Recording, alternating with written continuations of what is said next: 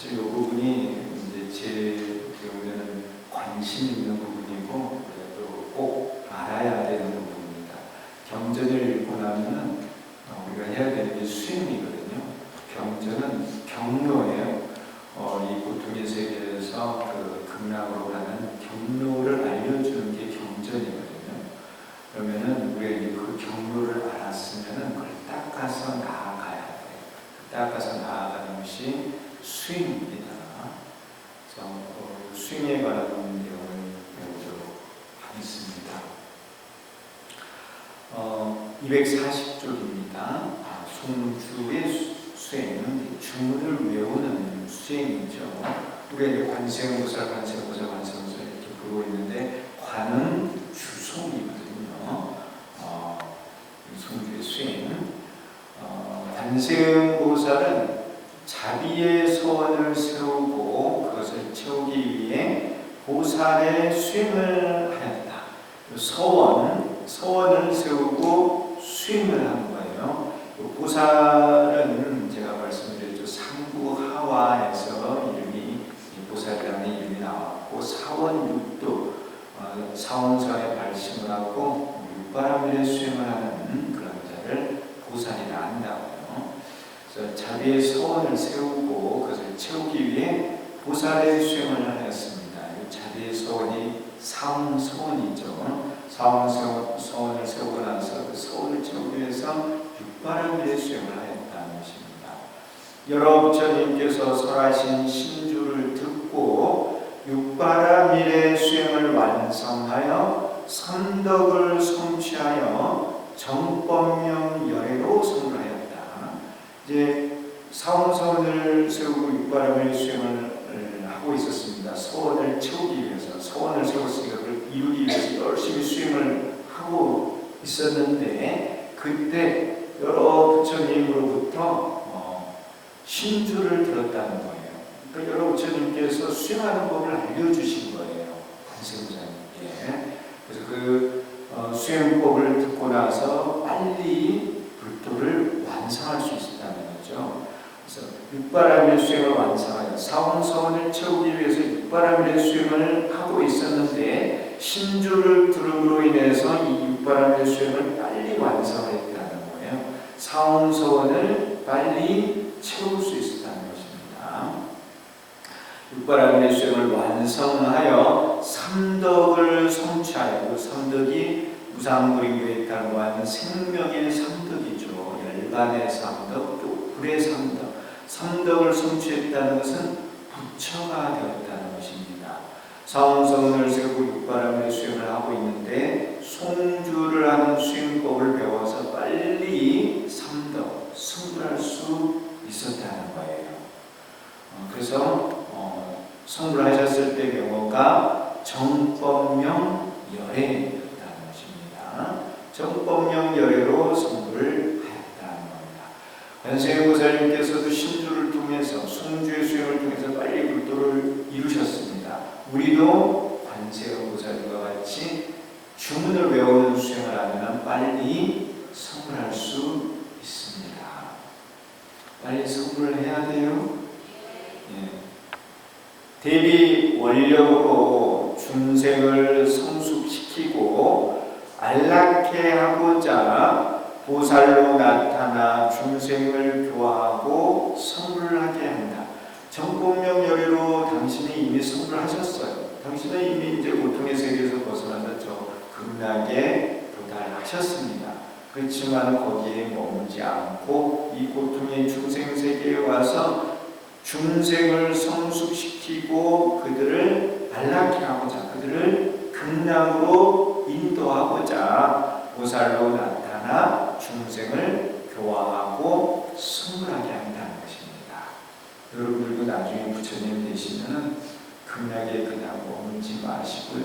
중생세계에 오셔서 중생들에게 회양을 해야 합니다. 중생들을 이끌어서 성불케 해야 합니다.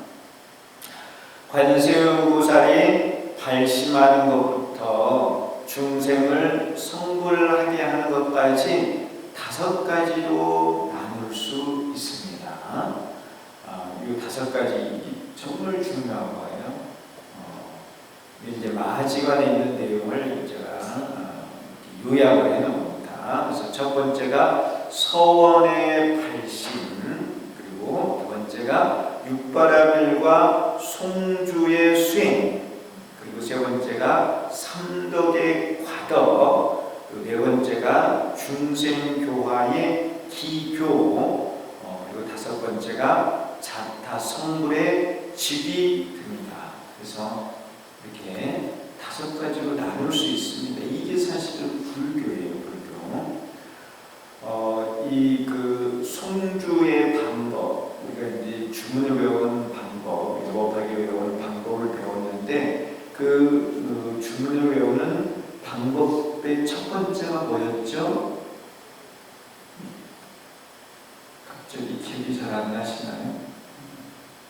제가 갑자기 물어봤는데 영업하게 수행하는 방법이 다섯 가지가 있는데 그 첫 번째가 서원이에요. 서원, 두 번째 지계, 세 번째 정결, 네 번째 공양, 다섯 번째가 일심이었죠. 이걸 꼭 외우라고 말씀드렸는데 잘 까먹으시네요. 반복해서 이걸 외워야 돼요. 여기도 이제 서원이 나오죠. 이 주문을 외우는 이 수행은 첫 번째가 서원이에요. 서원이 필요해요. 우리도 마찬가지로 우리가 성불하기 위해서는 제일 첫 번째 해야 되는 게 서원이에요. 서원. 이 생뿐만 아니라 다음 생 불도를 이룰 때까지 내가 반드시 하겠다는 거, 그러한 서원의 발심이 있어야 합니다.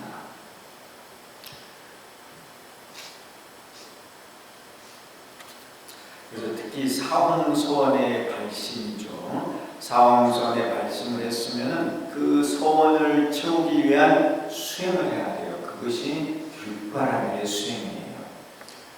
부시지계 이욕 정진 선정치에 이 가운데 가장 중요한 게 그 지혜바람이에요. 지혜바람. 결국은 육바라밀은 가장 핵심이 지혜바람이고, 그래서 부처님께서 제자들에게 제일 많이 가르쳐 주신 게 뭘까요? 지혜바람이에요. 지혜를 이루면 다 할 수 있어요. 다 이뤄낼 수 있어요. 불법을 완성할 수 있어요. 근데 지혜가 없으면 불법을 완성할 수 없습니다. 지혜가 있어야 합니다. 내가 알아야만 돼요. 알아야만 잘못된 것을 고칠 수 있어요. 온전한 나를 완성할 수 있어요. 내 자신도 완성할 수 있고 중생들도, 고통 속에 있는 중생들도 고치게 할 수 있어요. 그들을 교화해서 극락으로 가져갈 수 있습니다. 그런 모든 부분에 있어서 가장 중요한 역할을 하는 게 지혜예요. 지혜로서 알아야 한다는 거예요. 자, 어쨌든 서원의 발심, 그리고 육바라밀과 송주의 수행, 사원서원의 발심을 하고 사원서원의 그 서원을 채우기 위해서 육바라밀의 수행을 해야 한다는 거예요. 특히 반야바라밀을 완성을 해야 돼요. 그래서 그 반야바라밀을 완성하기 위해서 송주를 하는 거예요. 주문을 외우는 거예요. 주문을 외워서 우리가 불지혜를 개발할 수가 있어요. 그래 불지혜가 개발이 되면 삼덕의 무상무리 무해탈관 생명을 자체 구현할 수 있습니다. 그걸 자체 구현을 하려면은 내가 가진 부처님의 지혜를 다 개발해내야 돼요. 그래야만 이 삼덕의 과덕을 이루어낼 수가 있어요.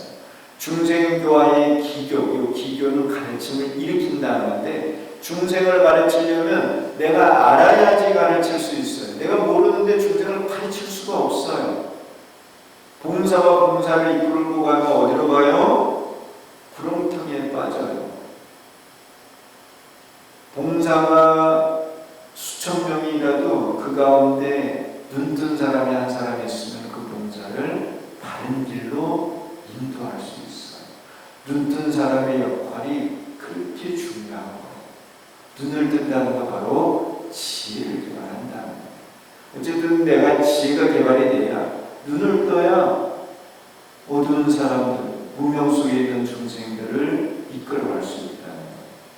중생교화의 기교. 그러면은 중생을 이끌어가는, 중생을 바른 대로 인도해 주면은 그들도 성불을 하게 되죠. 그래서 자타 성불의 지귀, 나도 안락으로 가면서 중생도 안락으로 가게 할 수 있습니다. 그래서 다 같이 구격의 안락으로 가는 것을 지귀 이렇게 표현을 하는 것입니다.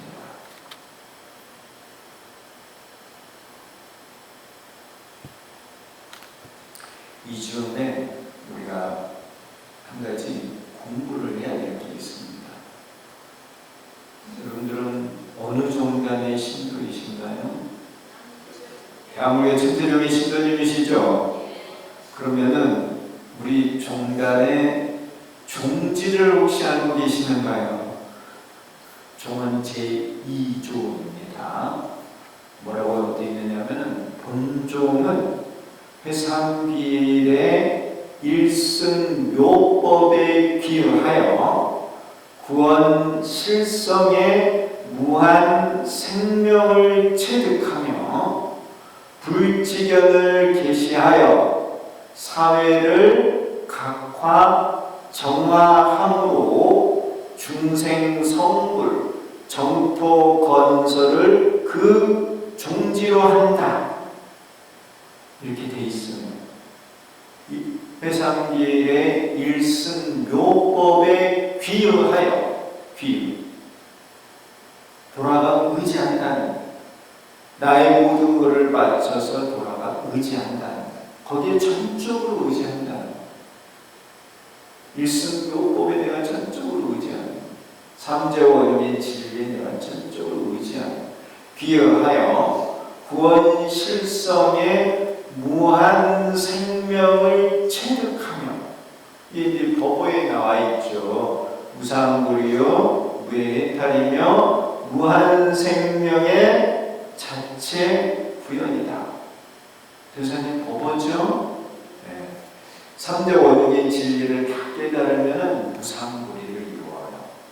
그리고 그 진리를 다 깨달아 알면 업을 짓지 않아서 업으로부터 해탈을 할 수 있어요. 이 무해해탈이에요. 업을 짓지 않으면 생로병사의 과부가 없어요. 그게 바로 무한 생명입니다. 무상불이 무해해탈 무한 생명을 삼덕이라고 하는데, 이 삼덕은 삼재원흉의 진리를 깨달아서 완성할 수가 있어요. 그래서 회상기의 일승묘법에 귀의하여 삼재원흉의 진리에 귀의하여 구원 실성의 무한 생명을 체득하며, 구원 실성의 무한 생명은 바로 서가모니 부처님 본부를 말해요. 열애 수양품에 나와 있는 내용이죠. 일승묘법은 제2방평품, 구원 실성의 무한 생명은 제16 열애 수양품의 내용이에요. 이 두 품의 핵심 내용이죠. 법화경의 가장 중요한 두 품, 그 두 품의 핵심 내용을 가지고 이 종지를 만들어 놓은 거예요. 구원 실성이 무한 생명을 체득하며 여러분들도 무한 생명이 될 수 있다는 거예요. 어떻게 해서요? 삼재원의 진리를 깨달아서. 우리 지금 뭐 배우고 있는 거예요? 교사님의 교지를 배우고 있는 거예요. 교사님께서 우리들에게 가르쳐 주시는 것을 지금 배우고 있는 겁니다. 구원 실성의 무한 생명을 체득하며, 그 다음에 뭐였어요? 불지견이죠. 불지견이라는 말이 방평품에 나와요. 불지견을 계시하여, 이제 계시 5입으로 나오죠. 불지견을 계시하여, 불지견으로, 그러니까 알고 보는 게 뭐냐면 부처님께서 알고 보는 것을 불지견이라 해요. 불지견하는 것, 불지견의 대상이 뭐냐면은 일승묘법이에요. 삼재원의 진리예요. 불지견을 계시하여 사회를 각화 정화함으로, 사회는 중생세계를 말해요. 중생세계에 가서 그들을 각화정화, 그들을 깨우치게 하고 그들을 깨끗하게 만든다는 거예요. 각화정화함으로 중생성불, 중생들을 가르쳐서 깨닫게 하고 깨끗하게 만드는 거예요. 그러면 그들이 성불하게 돼요. 그래서 중생성불 정토건설, 상적광토의 정토를 건설하는 것을 그 종지로 한다. 대한민국의 천태종의 종지로 한다는 거예요. 그러니까 내가 삼재원의 진리에 귀해서 그것을 깨달아서 무한 생명이 되고, 내가 삼재원의 진리를 깨달아 알기 때문에, 그러니까 불치견을 얻은 거예요. 깨달아 알면은 중생들을 가르쳐서 그들을 깨닫게 해서, 그래서 그들이 성불, 무한 생명이 되게 하는 것, 그것이 바로 종지라 하는 거예요. 나도 성불하고 중생도 성불케 하는 거예요. 내 스스로 삼재원의 진리를 깨달아 무상무의 무한 생명의 선덕을 자체 구현하고, 중생도 가르쳐서 삼덕을 자체 구현케 해서 정토를 건설하는 것이 바로 우리 종단의 종지다 하는 거예요. 이 천태 종도가 실천을 해서 완성을 해야 되는 거예요. 그래서 종조의 교지, 종조가 우리들에게 가르친 거예요. 그럼 우리는 그 가르침을 받들어서 그것을 실천을 해내야 돼요. 완성을 해야 돼요. 그래서 이 종지를 실천하기 위해서 대주사님께서 뭘 만드셨느냐 하면 3대 지표를 만드셨어요. 3대 지표. 종지를 이루기 위해서 3대 지표가 필요하다는 거예요. 그래서 3대 지표는 잘 알고 계시나요? 네. 3대 지표는 뭐가 3대 지표인가요?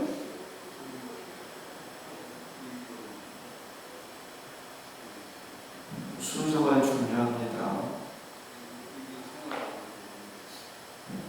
순서가요, 원래 순서가 대중불교, 생활불교, 애국불교예요. 왜 지금은 이제 애국불교부터 이렇게 하지만은 교사님께서 이 교신문에 1971년도에 그 공표를 하신 그 교신문에 그런 말씀이 나와요. 불교의 대중화 생활화로서 지상의 불국을 실현하라, 이렇게 말씀하셨어요. 또 이 종헌의 정문에도 그 말씀이 있습니다. 불교의 대중화 생활화로서 이렇게 표현이 되어 있어요. 이 대중불교가 먼저, 그 다음 생활불교, 그 다음 애국불교가 되는 거예요.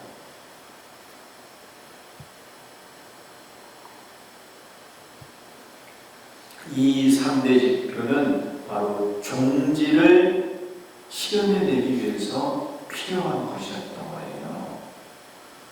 나도 성불하고 중생도 성불케 하기 위해서 대중불교, 생활불교, 애국불교가 필요했던 것입니다. 어쨌든 서원의 발신, 또 육바라밀과 순주의 수행, 삼덕의 과덕, 중생교화의 기교, 자타 성불의 취기, 이게 우리 종단의 종지하고도 관련이 있다는 것입니다. 종지하고 그대로 연결이 되는 내용이에요. 우리는 이 종지를 완성하기 위해서 3대 지표를 실천하고 있고요. 이 3대 지표를 실천하는 데 있어서 수행법은 뭐를 하고 있느냐 하면 관음주성의 수행법을 하고 있어요. 대중불교는 제가자 출가자, 제가 출가가 다 사부대중이 다 함께하는 게 그 대중불교예요. 그래서 출가한 스님도 관세음보살 부르는 수행을 하고 있고, 제가자도 관세음보살 부르는 수행을 하고 있는 거예요. 그래서 그게 바로 대중불교예요. 생활불교는 뭐냐? 낮에 일하고 밤에 수행을 하는 거예요. 스님들도 낮에 일하고 밤에 수행을 합니다. 여러분들도 낮에 일하고 밤에 수행을 하는 거예요. 그게 바로 생활불교예요. 생활 속에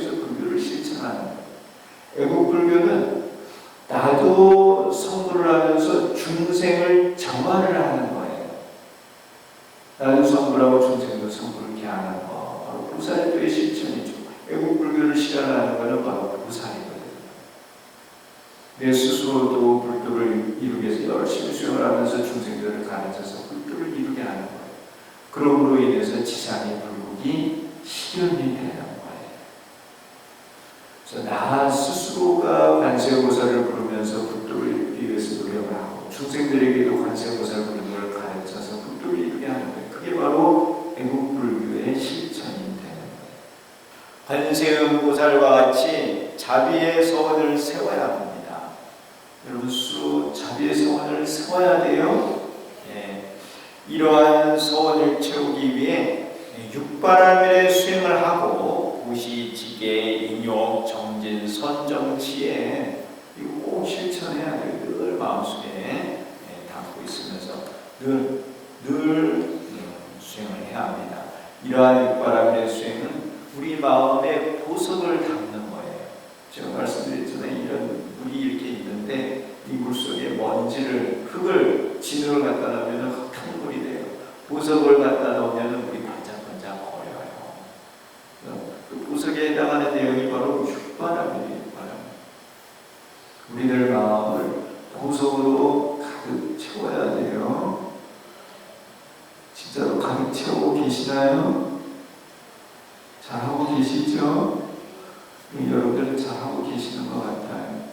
그래서 여기 사찰 이름이 뭐예요? 광명사잖아요. 복의 마음을 많이 가지고 있으니까 광명사예요. 이러한 소원을 채우기 위해 육바라밀 수행을 하고 이것을 만족하기 위해 신주를 지니고 외워야 합니다. 이를 통해 견사옥과 진사옥 그리고 무명옥을 파괴하고 공과 가 그리고 중도의 지혜를 깨달아 삼덕을 성취해야 합니다.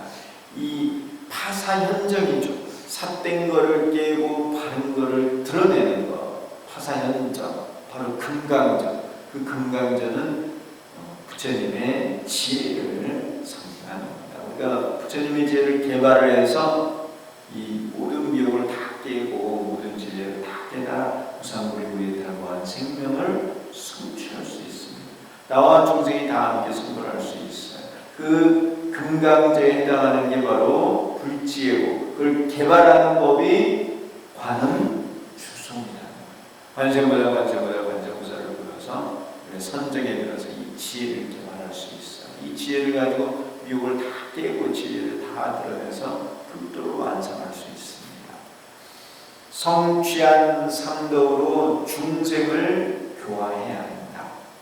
깨달아 알면 나 혼자만 잘 가는 게 아니고 중생도 가르쳐서 함께 가야 한다. 함께 가는 게 좋아요.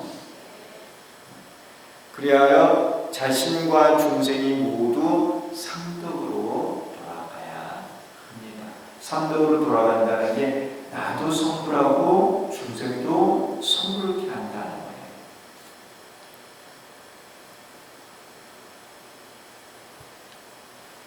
이러한 5가지가 하나의 수행 체계예요. 수행 체계. 수행은 단순히 그냥 수행만 하는 게 아니고 서로부터 이 지기까지가 다 연결이 되는 겁니다. 그래서 수행하면 이 5가지 수행 체계를 항상 기억을 하세요. 5가지 체계 가운데 제일 첫 번째 자비의 소원입니다. 자비라는 말 전에 설명을 많이 드렸는데요. 이 자는 열악을 말하고 비는 발고를 말해요. 자는 즐거움을 주는 것이고 비는 괴로움을 없애주는 거예요. 나와 중생이 다 이 고통에서 벗어나서 저 안락으로 가겠다고 하는 서원, 그러한 서원을 자비의 서원이라고 표현합니다. 중생은 무명으로 인해 업을 짓고 생사의 고통을 받는다. 무명, 진리를 모르는 거죠. 진리를 몰라서 그릇된 길을 가는 거예요. 그릇된 길을 가는 게 바로 업을 짓는 거예요. 업을 지으면은 그 지은 것에 따른 고통의 과보를 받게 돼 있어요. 생로병사의 고통을 받습니다. 무명으로 인해 업을 짓고 생사의 고통을 받습니다. 이 생사를 반복하는 존재를 중생이라 하죠. 생사의 고통을 받는다. 이러한 중생이 관세음보살의 설한 심주를 듣고 여법하게 수행을 하면, 아까 말씀드렸죠. 여법하게 5가지 방법으로 수행을 하는 거예요. 첫 번째가 서원이라고 했죠. 여법하게 수행을 하면 고통에서 벗어나 안락에 머물 수 있습니다. 관세음보살은 중생에게 서원을 세우고 수행을 해야 함을 강조하였습니다. 이 수행 체계에서 제일 첫 번째에 해당하는 게 바로 서원이에요. 서원이 그만큼 중요하다는 거예요. 이 관세음보살을 부를 때도 제일 먼저 그래서 앞장 축원을 하잖아요. 그 축원할 때 서원이 들어가는 거죠. 항상 서원을 세워서 수행을 해야 합니다. 서원을 세우고 수행을 해야 함을 강조해요. 그는 다음과 같이 설하였습니다. 만약 선남자와 선여인, 선남자 선여인은 부처님 말씀을 잘 따르고 실천하는 자가 선남자 선여인이에요. 선이라는 게 그런 뜻이에요. 불법의 세계로 가려고 하는 자가 선이고 반대로 가는 자가 악한 자예요. 선남자와 선여인이 이 신주를 지니고자 하면 광대한 고리심을 일으키고 일체 중생을 제도하겠다는 서원을 해야 하느냐. 광대한 고리심을 일으키고, 이게 상구 보리죠. 위로는 보리를 구하고 또 일체 중생을 제도하겠다. 이거는 하와 중생을 말해요. 그러한 서원을 해야 하느냐. 위로는 보리를 구하고 아래로는 중생을 교화하는 서원. 그러한 서원을 세운 자를 뭐라고 하느냐 하면은 보살이라고 표현하는 거예요. 상구보리 하와 중생, 보리의 보자, 중생은 인도말로 사투아예요. 사투아를 살타라고 이렇게 해서 살이에요. 살. 그래서 보살이 되는 거예요. 상구보리 하와 살타, 하와 중생. 쉽게 말하면 보살이 되어야 한다는 거예요. 모든 보살이 세우는 사옹서원을 세우고 신주를 지녀야 함을 말하는 것입니다. 그래서 우리는 늘 법회를 보고 끝나면은 사옹서원을 하죠. 사옹서원, 중생무변서원도 번뇌무진서원단, 법문무량서원학, 불경상서원서원. 이 사옹서원이 보살의 총원이에요. 모든 보살이 공통적으로 세우는 서원이에요. 관세음보살님도 이 사옹서원을 세우셨어요. 그 비화경에 그런 내용이 나와요. 이렇게 사옹서원을 체계화한 것은 천태의 지자대사가 이거를 체계화를 했어요.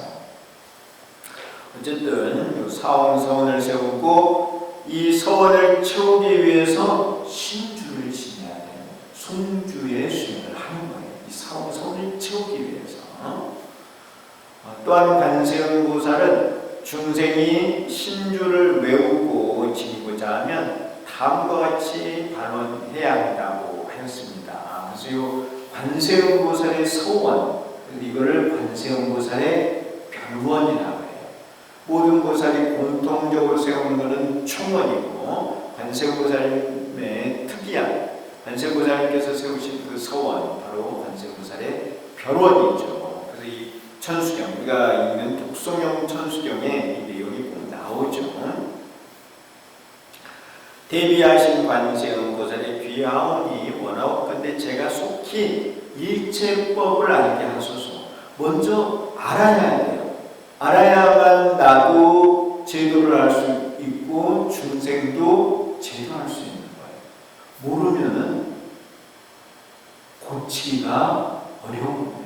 수행이라는 게 결국 고쳐가는 거거든요. 우리의 무명을 고치고 업을 고치고 생사 고통을 고쳐야 되거든요. 알아야만 고칠 수가 있다. 그래서 속히 일체법을 알게 하소서. 이 알려면은 결국은 지혜를 개발해야 돼요. 지혜를 개발해서 다 알 수 있습니다. 책을 많이 봐서 아는 게 아니고요. 지혜를 개발해서 알 수 있습니다. 여러분들 마음속에 다 할 수 있는 능력을 다 갖추고 계세요. 이런 책을 보면서 아는 게 아니고 앉아서 마음을 닦으면 다 알 수 있다는 것이에요. 대비하신 관세음보살에 비하오니 원하옵건대 제가 일찍 지혜의 눈을 뜨게 하소서. 다 알려면은, 일체법을 알려면은 지혜의 눈을 떠야 한다는 거지. 지식이 아니에요. 지혜예요, 지혜. 뭐 TV를 보고 한다, 컴퓨터를 보고 한다, 핸드폰을 보고 한다, 책을 보고 한다, 다 지식이에요. 요즘은 참 AI 로봇을 많이 활용한다면서요. AI 뭐 로봇가 가르쳐주는 것도 지식이에요, 지식이에요. 어쨌든 일찍 지혜의 눈을 뜨게 하소서. 세 번째, 대비하신 관세음보살이 비하오니 원하옵건대 제가 속히 일체 중생을 제독해 하소서. 얼마나 큰 마음이에요. 모든 중생을 다 제독해 하소서. 근데 이 중생을 제도하려면 내가 알아야 돼요. 내가 바른 길을 갈 수 있어야 다른 중생도 바른 길을 갈 수 있게 인도할 수 있는 거예요. 일체 중생을 제독해 하소서. 하와 중생이 있죠. 대비하신 관세음보살에 비하오니 원하옵건대 제가 일찍 좋은 방편을 얻게 하소서. 중생을 이끌어가려면 좋은 방편을 쓸 줄 알아야 돼요. 얘한테 무조건 야 공부해. 그럼 얘가 스트레스만 받아요. 얘를 잘 유도를 해야죠. 방편을 잘 써야 돼요. 네, 결국은 내가 이렇게 보면은 자식은 부모를 따라갈 수밖에 없어요. 내가 어제 한번 말씀드렸잖아요. 자식한테 말로 공부하라 그러지 말고요. 부모가 열심히 공부하면은 자식들 따라서 공부해요. 집에 오자마자 본인은 TV 틀어놓고 떠들고 그렇게 있으면서 애 보고 있는데 가서 공부해. 그러면 애가 공부하기 힘들어요. 부모 따라 하거든. 근데 오자마자 이제 아버지가 이렇게 부모가 다 경전 읽고 공부하고, 열심히 뭐가 이렇게 쓰고 하면은 아이들도 따라서 합니다.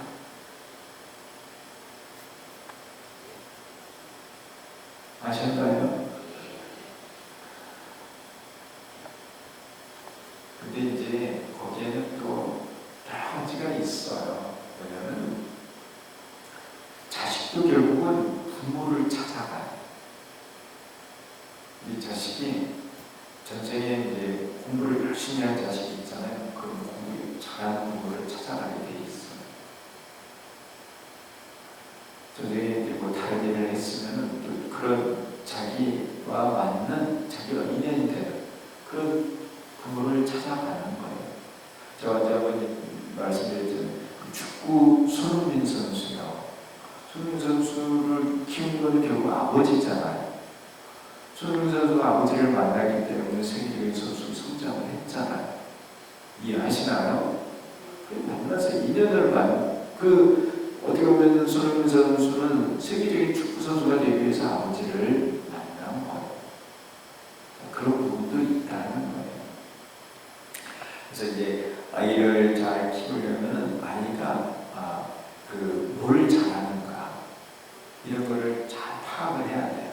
그래서 그러한 소질, 능력을 개발할 수 있도록 인도해 주는 게 이 부모가 해주는 역할, 좋은 선생님이 해주는 역할이에요. 공부가 다는 아니죠. 그렇지만 공부가 중요한 역할을 해요. 알아야 되니까. 기술도 결국 아는 거잖아요. 어쨌든 좋은 방편을 얻게 하셔서 그래야만 잘 인도할 수 있습니다. 대비하신 관세음보살에 비하오니 원하옵건대 제가 속히 반야의 배를 타게 하소서. 배는 무슨 역할을 해요? 배가 하는 역할이 뭐예요? 부산 이쪽에 배 많잖아요. 배가 하는 역할이 뭐예요? 뭐예요? 운반하는 기능을 하죠. 배가 하는 역할, 중생을 실어서 극락으로 실어다주는 운반하는 역할을 하는 거죠. 반야의 배, 반야의 지혜를 개발해서 그래서 내가 안락으로 갈 뿐만 아니라 중생도 안락으로 가게 한다. 그 반야의 배에는 나만 타는 게 아니고 중생도 가득 태워서 함께 건너가는 거예요. 속히 반야의 배를 타게 하소서. 반야의 배를 타고 건너가는 것을 반야 바라밀이라고 해요. 바라밀이 건너간다. 물을 건너가는 거예요. 대비하신 관세음보살의 비하오니 원하옵건대 제가 일찍 고통의 바다를 건너게 하소서. 고통. 요 바다를 왜 고통의 비유를 한다 그랬습니까? 바다에 나가면은 멀미를 해서 그럴까요? 왜 바다를 고통에 비유한다고 했죠? 바다가 왜 고통이에요? 바다를 가면 뭐가 있어요? 파도가 있죠. 파도가 치죠? 파도가 치는 것은 굴곡이 있다는 거예요. 그러니까 이 생사가 바로 굴곡이에요. 생이 있고 사가 있고, 생은 올라가는 거라고 하면 사는 내려가는 거예요. 굴곡이 있죠. 파도도 치잖아요. 올라갔다 내려갔다. 생, 사, 파도 올라갔다 내려갔다. 그러한 모습. 그래서 그걸 생사, 고통의 바다다 이렇게 표현을 하는 거예요. 그 생사 고통의 바다를 건너게 하소서. 고통의 바다를 건너면은 뭐가 있어요? 연화극락이 있어요. 연화극락. 요즘 연꽃 많이 필 때예요. 한참 연꽃이 필 때입니다. 연꽃 그 가까이 가면 연꽃 향이 있어요. 되게 좋아요. 어쨌든 그 고통의 바다를 건너면 연화극락이 있어요. 극락 가보시면 되게 좋아요. 대비하신 관세음보살의 비하오니 원하옵건대 제가 속히 개를 만족하는 길을 걷게 하소서. 이거 개정이에요. 개정의 사막. 개정의 사막을 다 만족하면 도달하는 것이 열반이에요. 열반. 대비하신 관세음보살의 비하오니 원하옵건대 제가 일찍 열반의 산에 오르게 하소서. 열반이라는 말은 이제 인도 말이죠. 범어 일반화에서 나온 말이에요.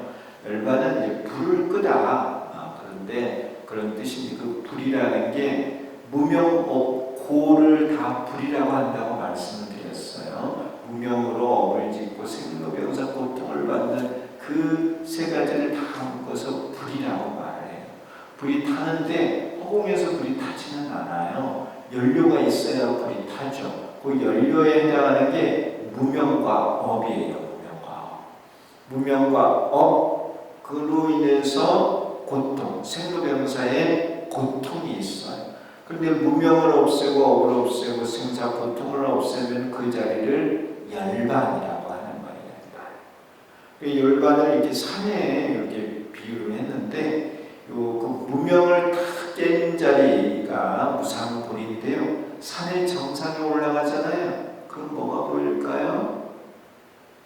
여러분 산의 정상에 올라가 보셨나요? 금정산 올라가면 뭐가 보여요? 금정산 정상에 올라가 보셨죠? 다 보이잖아요. 다 사면이 다 보여. 정상에 올라가 가장 높은 곳에 올라갔으니까 사면이 다 보이죠? 사면이 다 보이는 것을 무상불이라고 해요. 무상불이 무해탈 무한생명. 산에 올라가면 좋죠. 다 알잖아요. 다 알기 때문에 불치지견이 열린 거예요. 일찍 열반의 산에 오르게 하소서. 그 열반의 산이 무상불이 무해탈 무한생명 세 가지를 다 완성한 자리가 열반의 산에 오르는 거예요. 대비하신 관세음보살에 비하오니 원하옵건대 제가 속히 무의의 집에 들어가게 하소서. 무의는 이 집은 어떤 곳이 집이에요? 네, 휴식을 취하는 곳이 집이야. 낮에 일하고 그 다음에 어디 가죠? 집에 가서 뭐 하십니까? 휴식을 취하는 곳이죠. 안락한 곳이 집이에요. 무의의 집, 일 다 끝내고 편안히 쉬는 집이 무의의 집이에요. 무의는 이게 한이 없다는 거거든요. 공부를 다 끝냈어. 공부를 다 끝냈으면 졸업이죠. 불교 공부도 마찬가지예요. 불교 공부를 다 끝냈어. 언제 다 끝나냐? 부처님이 되면 다 끝나요. 불교 공부도 다 끝냈어. 내 공부는 다 끝났어. 그 다음 하는 건 뭐냐면 중생세계에 가르쳐서 중생들을 가르치는 거예요. 내 공부는 끝났지만 중생을 교화하는, 중생을 교화하는 것은 놀면서 하는 거예요. 중생들과 어울려서.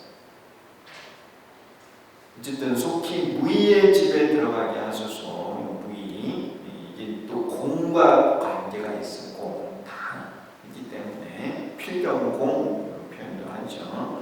무의의 집에 들어가게 하소서. 일을 다 끝내고 편안한 안락에 머물게 하소서. 그런 뜻이죠. 대비하신 관세음보살에 비하오니 원하옵건대 제가 일찍 법성의 몸과 같게 하소서. 법성은 불생불멸을 법성이라고 해요. 불생불멸. 우리 몸, 우리 생명도 무한 생명이 되는 거예요.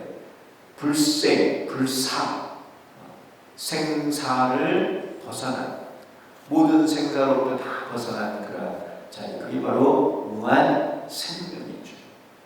법성의 몸과 같게 하소서. 그 종지에서도 본실성의 무한 생명을 체득하며 그랬죠. 나도 무한 생명을 얻고 모든 중생도 가르쳐서 무한 생명을 얻게 하는 그것이 바로 종지거든요. 이렇게 이 10가지의 내용, 이제 관세음보살님의 변론인데요. 이 10가지 내용은 결국은 이걸 줄이면은 사움서원이 돼요. 모든 서원은 다 사움서원에 귀결할 수 있습니다. 이걸 10가지를 줄이면은 자비의 서원이에요. 고통에서 벗어나서 안락으로 가는 서원이에요. 그렇지만 이걸 이제 조금 자세히 펼쳐 놓은 거예요. 이러한 10가지는 관세음보살의 별원이며 중생이 신주를 지니고 외우고자 하면 관세음보살과 같이 이러한 소원을 세워야 합니다. 그래서 이제 천수경에도 독송영 천수경에도 신유자고 대달하니라 하기 전에 바로 이 10가지 소원을 하도록 그렇게 되어 있습니다. 나무대비 관세음 원하속지일제법, 나무대비 관세음 원하조득지혜학 쭉 하죠. 그 다음에 신묘자고 대달하니라 하잖아요. 그 소원을 한 다음에 그 다음에 이제 묘호가 나오죠. 묘호 나온 다음에 그 다음 이제 소원을 하는 것입니다. 이제 달하니라 하는 것이죠. 소원을 세우고 이제 칭명한 다음에 달하니라 하도록 그렇게 되어 있습니다. 중생은 근기에 따라 가르침을 믿고 이해합니다. 이 중생들이 다 근기가 있어요. 크게 나누면 큰 근기, 작은 근기예요. 그리고 믿고 이해한 것을 바탕으로 수행하여 증득합니다. 내가 이해한 만큼 증득할 수 있어요.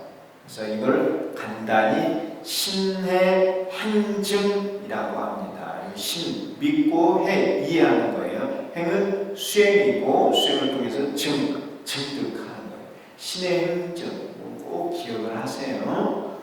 이 법화경도 보면은 신의 행증의 구조로 되어 있어요. 그래서 제자들이 신해 믿고 이해하면은 부처님께서 행증의 수기를 주세요. 너는 이렇게 이제 믿고 이해했으므로 앞으로 수행을 통해서 증득할 것이라고 하는 수기를 주십니다. 신의 행증. 중생은 크게 인과 공제, 가제, 중제를 믿고 이해할 수 있는 네 가지 근기로 나눌 수 있다. 이거는 이제 제가 구분을 한 거예요. 네 가지 근기. 여기 이제 인과 공제, 가제, 중제 이렇게도 했는데요. 그냥 또 요걸 네 가지로 나누는데 공의 근기, 중도의 근기 이렇게 크게 두 개로 나눠요. 그래서 공을 깨닫는 근기 이제 석공과 채공이 있고 또 중도를 깨닫는 근기가 별중과 원중이 있어요. 이렇게도 이제 나누기도 하지만은 제가 이 다란이경에서는 인과 공제, 가제, 중제 이렇게 네 가지로 나눴습니다. 이걸 왜 이렇게 네 가지로 나눴느냐면은 우리 그 구인사가 있는 구봉, 팔문하고 관계가 돼 있어요. 그래서 팔문은 이렇게 두 개씩 묶으면은 네 개가 되죠. 그래서 인과의 근기가 두 개가 있고 공제 근기 두 개, 가제 근기가 두 개, 중제 근기가 두 개예요. 그래서 팔문이에요. 팔문 이렇게 두 개씩 나누면은 됩니다. 자, 이걸 믿고 이해할 수 있는 네 가지 근기로 나눌 수 있다. 이러한 네 가지 근기가 각각 자신들이 믿고 이해한 것을 바탕으로 서원을 세우고 수행하여 증득한다. 그리하여 생사의 고통에서 벗어나 안락에 들어갑니다. 그래서 이렇게 인과 공제, 가제, 중제를 믿고 이해할수록 각각 행정을 해요. 행증을 하면은 증득을 하면은 이게 이제 공격하는 거야. 그래서 요 네 개로 나누면은 네 단계로 증득을 해가는 거죠. 근데 요거를 8개로 나누면은 8단계로 증득을 하는 거예요. 그래서 팔문을 하나하나 통과를 하는 거예요. 그래서 팔문을 다 통과하면은 제1봉에 올라요. 거기가 무상불이야. 제1봉이 민봉과 연결이 되어 있어요. 위에 해탈이에요. 그 민봉은 신성봉에 연결이 되어 있어요. 신성봉은 무한 생명이에요.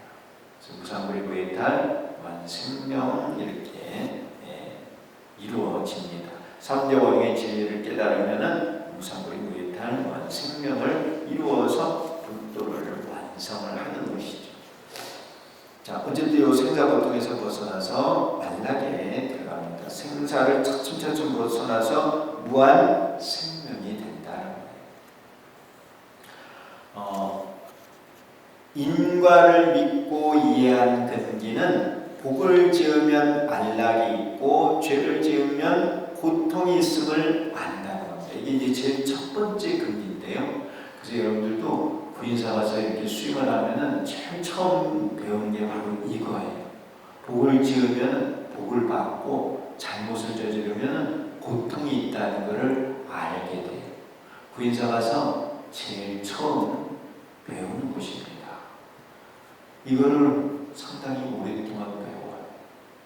자, 그래서 이제 복을 짓는 것을 지어야 된다는 걸 알게 돼요. 그래서 복을 지으면서 생활을 하잖아요. 그러면 이제 차츰 다음 근기로 넘어가요. 그래서 이제 진리를 깨닫는 마음, 깨닫겠다는 마음이 자꾸 생겨나는 거예요. 자, 어쨌든 이들은 인과의 근기죠. 이들은 인과론을 믿습니다. 그러니까 그리하여 존으론, 무인론, 숙명론 등 사견을 받아들이지 않는다. 이 존으론은 이제 창조신 브라흐마를 믿는 거예요. 어떤 유일신 또는 신이 모든 걸 결정한다고 믿는 사람들, 그런 사람들이 존으론을 믿는 사람들이에요. 그리고 무인론은 어떤 원인 없이 결과가 있기를 바라는 거야. 복권 사는 사람들 대표적인 무인론자들이에요. 알고 계세요? 별로 대답들이 없으시구나. 불자들은 어떻게 해야 돼요? 내가 열심히 노력해서 얻는다. 그게 바로 인과론이에요. 조금 투자해가지고 1억 천금을 바란다. 그는 무인론에 해당하는 거예요.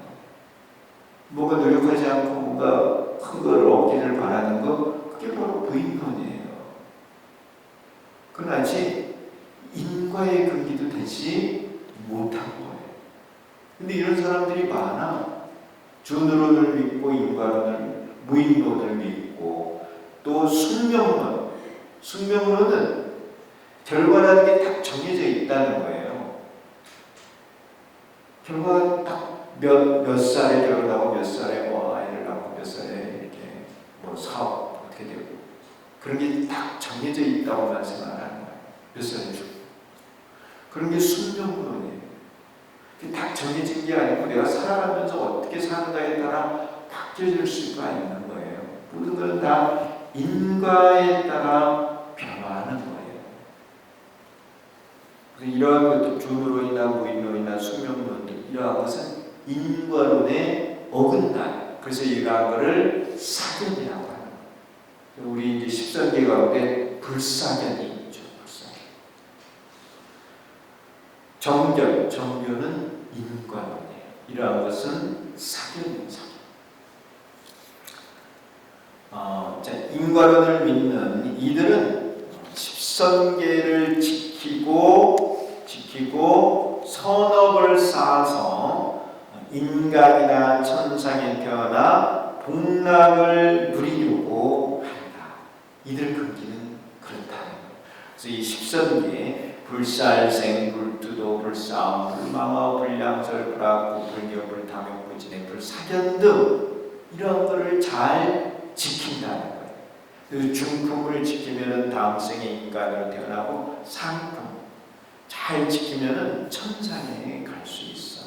십선계를 지키면 아수라, 인간, 천상에 3선 들어가지만 이 십선계를 하품을 지키면 하품 정도로 지키면 아수라, 중품 정도는 인간, 상품으로 잘 지키면 천상에 간다는 거예요. 이것을 지키지 못하면 지옥, 축생, 아귀에 사막도로 갑니다. 그래서 이걸 지키지 못하는 그 정도가 심하면은 지옥으로 가고 중간쯤 되면 축생, 좀 덜하면은 아귀로 간다. 여기는 악도야. 십선계를 지키지 않았기 때문에 악업을 쌓아서 가기 때문에 악도라고 하는 거예요. 선과와 악과의 인과를 믿고 이해하는 이들 근기가 관세음보살의 선한 신주를 듣고 여법하게 수행하여 고통에서 벗어나 안락에 머물고자 합니다. 이들은 근기는요. 그래서 처음 오면은 이 근기. 이들은 선을 세워 자기 스스로 십선계를 지키면서 선도에 가고자 하며 중생들을 가르쳐 십선계를 지키게 하여 선도에 이끌고자 합니다. 그리하여 자기와 중생이 모두 사막도의 고통을 벗어나 삼선도의 안락에 머물고자 합니다. 이게 첫 번째 인과를 신뢰하는 근기, 믿고 이해하는 근기. 불교는 고통에서 벗어나서 안락으로 가는 길을 가르쳐줘요. 전쟁의 고통에서 벗어나서 평화의 안락으로 가는 길을 가르쳐주는 것이 불교예요. 그 바탕에는 자비가 있어요. 지혜가 있는 거예요. 불교만이 세계 평화를 이룰 수 있다고 저는 생각을 합니다. 오늘은 여기까지 하고요. 다음 시간부터 이제 공제 근기에 대한 설명을 이어서 하려고 합니다. 다음 시간에 건강한 모습으로 뵙겠습니다. 감사합니다.